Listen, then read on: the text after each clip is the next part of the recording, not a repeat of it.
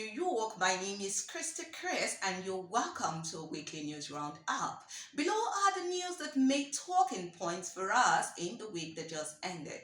On Monday, we brought you the report that the chairman of the People's Democratic Party, PDP, Senator Iyorchia Ayu, the Delta State governor and vice presidential candidate Ifeanyi Okowa, and other leaders of the party led a protest by the party's faithfuls and supporters in Abuja over the outcome of the February 25th presidential poll, calling on INEC to nullify the exercise.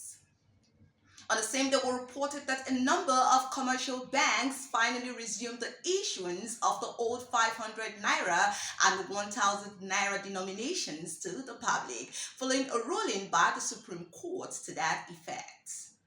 Still on Monday, we informed you that North Korea declared that any move to intercept and shoot down its test missiles by the United States would be considered a declaration of war and would be catastrophic.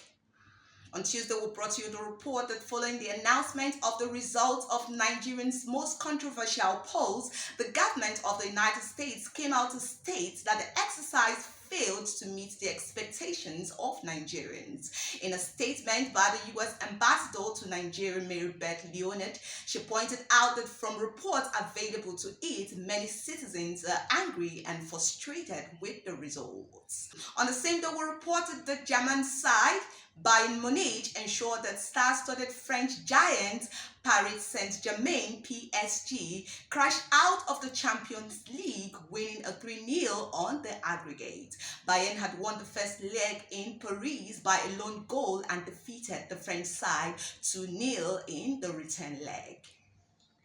On Wednesday, we informed you that Chatham House, an independent policy institute based in London, came out to declare that from its analysis of the February 25th presidential election, it would appear that the Independent Electoral Commission (INEC) failed to learn new lessons. The organization stressed that the electoral umpire failed to adhere to its own guidelines, which it enunciated before the poll, especially the one bordering on uploading the result in real time.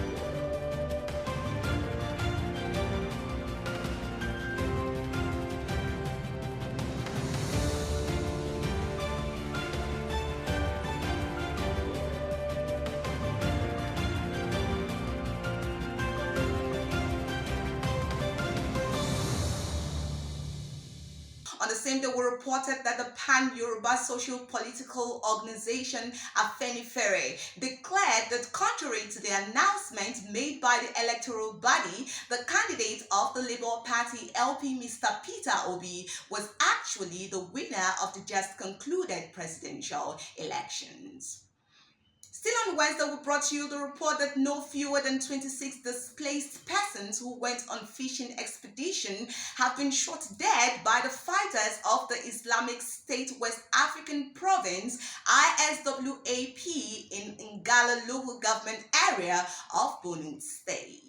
On Thursday, we brought you the report of how a fatal train accident that killed no fewer than 6 people and injured 96 in the PWD area of the state. According to eyewitnesses, the mishap occurred when a passenger train collided with a fully loaded staff bus belonging to the Lagos State government at the PWD rail crossing off the Lagos-Abeokuta Expressway.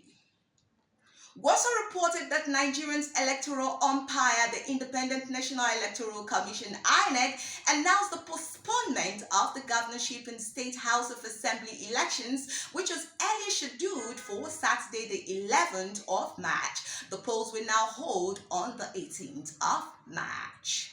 On Friday, we brought you the report that the government of Canada came out to announce a ban on import of Russian aluminium and steel products, a move that is aimed at denying Moscow revenues to fund its war in Ukraine.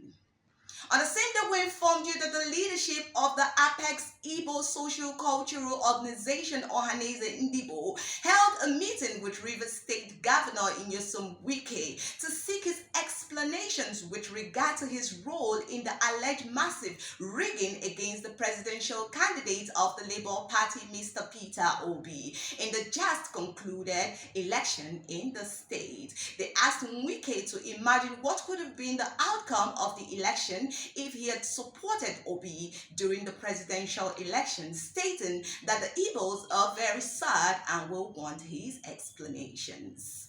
Finally, on Saturday, we reported that a former England team captain, Gary Lineker, was temporarily eased off from his role as presenter of the BBC's flagship football highlight match of the day show, against the backdrop of his criticism of the UK government's new policy towards asylum seekers. And lastly, we brought you the report that the People's Democratic Party, PDP, openly called for the immediate resignation of the chairman of the Independent National Electoral Commission, Professor Mahmood Yakubu, over his decision to violate the provisions of the Electoral Act and alleged manipulations and alteration of the 25th of February presidential elections result. And with this, we come to the end of our weekly news roundup. Thank you for watching.